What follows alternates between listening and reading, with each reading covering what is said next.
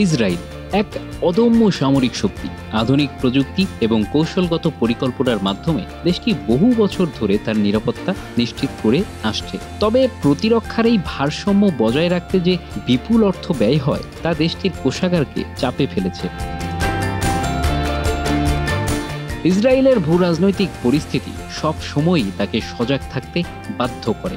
একদিকে ইরানের হুমকি, অন্যদিকে গাজা, লেবানন ও সিরিয়ার মতো প্রতিবেশী অঞ্চলে বিদ্রোহী গোষ্ঠীর সক্রিয়তা।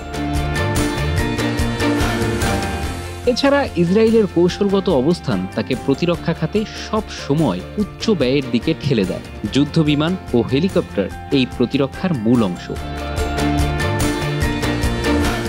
সাম্প্রতিক বছরগুলোতে ইসরায়েলি প্রতিরক্ষা বাহিনী F-35 যুদ্ধবিমান ও উন্নত মানের হেলিকপ্টার সংগ্রহ করেছে।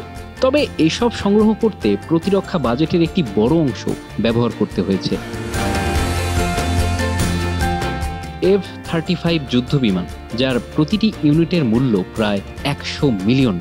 এছাড়া রয়েছে এর জ্বালানি, যন্ত্রাংশ এবং নিয়মিত রক্ষণাবেক্ষণের খরচ। উন্নত মানের হেলিকপ্টারের খরচও এর চেয়ে কম নয়। ইসরায়েলের সামরিক বাজেটের প্রায় 15% এই খাতে ব্যয় হয়। বিশেষজ্ঞদের মতে এই খরচ দেশের সামাজিক উন্নয়ন প্রকল্পগুলোর জন্য বরাদ্দ অর্থকে সংকুচিত করছে।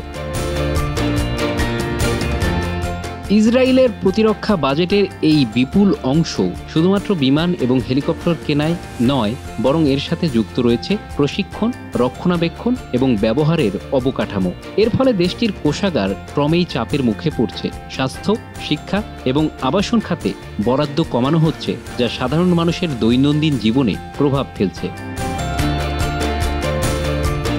ইসরায়েলের অন্যতম প্রধান মিত্র যুক্তরাষ্ট্র। প্রতি বছর যুক্তরাষ্ট্র থেকে প্রায় $3.8 বিলিয়ন সামরিক সহায়তা পায় ইসরায়েল।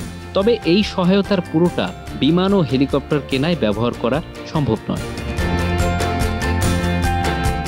পাশাপাশি যুক্তরাষ্ট্রের অভ্যন্তরীণ রাজনৈতিক পরিবর্তন এবং আন্তর্জাতিক কূটনৈতিক চাপ ইসরায়েলের জন্য এই সহায়তার ভবিষ্যৎ নিয়েও উদ্বেগ তৈরি করেছে।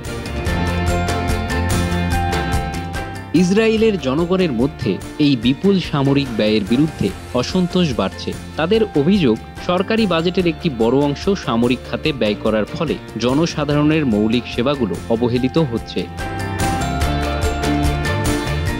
বিশেষ করে স্বাস্থ্যসেবা, শিক্ষা এবং আবাসনের মতো খাতে বরাদ্দ কমে যাওয়ায় নাগরিকদের জীবনযাত্রায় সরাসরি প্রভাব পড়ছে।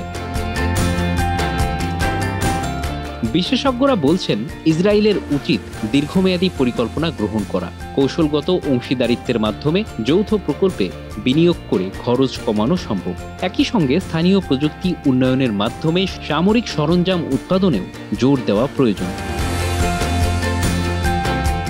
ইসরায়েলের প্রতিরক্ষা শক্তি দেশটির নিরাপত্তা এবং ভূরাজনৈতিক স্থিতিশীলতার জন্য অপরিহার্য। তবে এই খাতের জন্য কোষাগারের উপর চাপ দেশের আর্থসামাজিক ভারসাম্যহীনতার কারণ হয়ে উঠতে পারে। ইসরায়েল কি তার সামরিক খরচ এবং অর্থনৈতিক স্থিতিশীলতার মধ্যে সঠিক ভারসাম্য বজায় রাখতে পারবে? এই প্রশ্নই আগামী দিনের ইসরায়েলের ভবিষ্যৎ নির্ধারণ করবে। Bangla affairs news desk.